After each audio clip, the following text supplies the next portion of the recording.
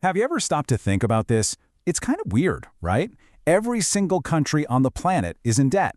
We're talking the United States, China, Germany, Japan, all of them owe these massive, mind-boggling sums of money.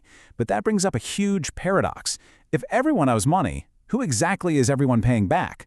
It's one of the biggest puzzles in finance, and the answer is probably not what you think. Just to give you a sense of the scale here, look at that number. Over $315 trillion. That's the total amount of debt swishing around the global system. To put that in perspective, that's nearly 3 times the size of the entire world's economy. It's a number so huge, it almost feels fake.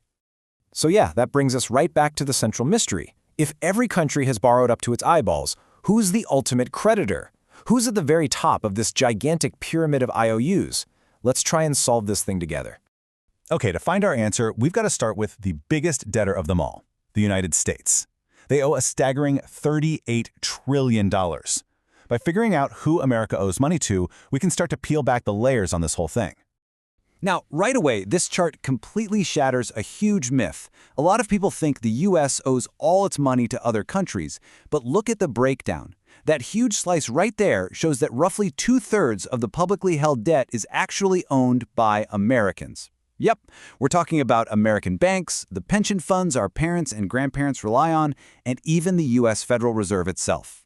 So what about the part that is held by other countries? Well, Japan holds the most, followed by China. But look at their actual share. So when you hear people say things like the US is in debt to China, well, it's true, but China only holds about 2% of the total US debt. It's a tiny fraction of the bigger story. And that's the crucial takeaway here. America, for the most part, owes money to itself. It's this strange circular flow of cash. The Treasury issues bonds, American funds and banks buy those bonds, and then American taxpayers fund the interest payments, which then flow right back into their own retirement and savings accounts. The creditor is basically a mirror image of the debtor. Okay, so let's zoom out now, because this weird circular logic, it's not just an American thing. It's basically the blueprint for the entire global financial system. You can think of it like a worldwide game of hot potato, but with trillions and trillions of dollars. And you can see that game in action right here. So it starts with a country like Japan buying US bonds. Then the US uses its financial muscle to help fund big European institutions. From there, Europe makes loans to developing countries.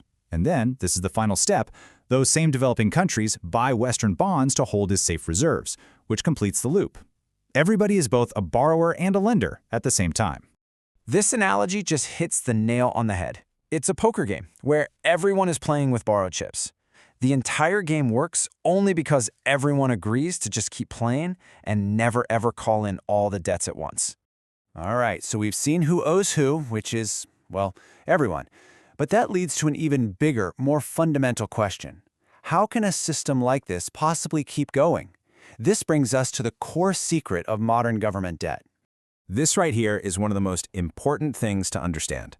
When you or I take out a loan for a car or a house, our goal is to pay it all back, right? To get to zero. But for governments, that's not the goal at all. Their debt isn't designed to be paid off. It's designed to be rolled over. The only objective is to make sure they can always afford the interest payments. Just let that sink in for a second. This isn't some kind of wild conspiracy theory. This is literally official policy. No major government on Earth has a serious plan to pay its national debt down to zero, because the system just isn't built for that. And the magic trick that makes this whole thing possible is called refinancing. It's simple, really. When an old government bond is about to be due, the government just issues a brand new bond and uses the money from that to pay off the old one. The main chunk of the debt, the principal, never actually gets paid down. It just gets kicked down the road, basically forever. And this is where it gets really weird. Here's the ultimate paradox of the whole system.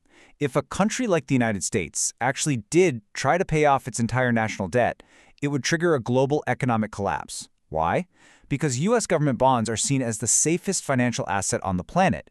They are the bedrock of the entire system. Banks, pension funds, other central banks, they all rely on them. If they just disappeared, the foundation of the global economy would crumble. So, let's recap.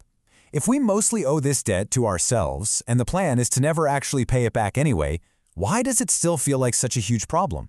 Why are we always hearing about what a burden it is? And who really benefits from this never-ending loop? Well, the reason it feels like a burden is because this debt system creates a massive ongoing transfer of wealth. You see, the money for those interest payments comes from the broad base of taxpayers and workers. But where does it go? It flows upward to the banks, the big investment funds, and the wealthy individuals who own most of these government bonds. It's a key reason why global debt and global inequality have been rising in lockstep for decades. So when you strip it all away, this entire $315 trillion structure isn't built on gold or concrete or anything tangible. It's built on something much more fragile. It's built on confidence. Just the belief that governments will always be able to make their interest payments. And history is littered with examples of what happens when that confidence breaks. In Greece, it led to a decade of brutal austerity and hardship. In Argentina, constant defaults have crippled their economy for generations. And more recently in Sri Lanka, it led to the complete collapse of the government. When the belief fails, the whole system fails. So who's the creditor? In the end, it turns out we are. We're all participants, willingly or not, in a system that has transformed debt from a simple loan into the very foundation of our modern world. It creates a kind of delicate balance for sure, but it leaves us with one final, pretty unsettling question. How long can a promise like that truly last?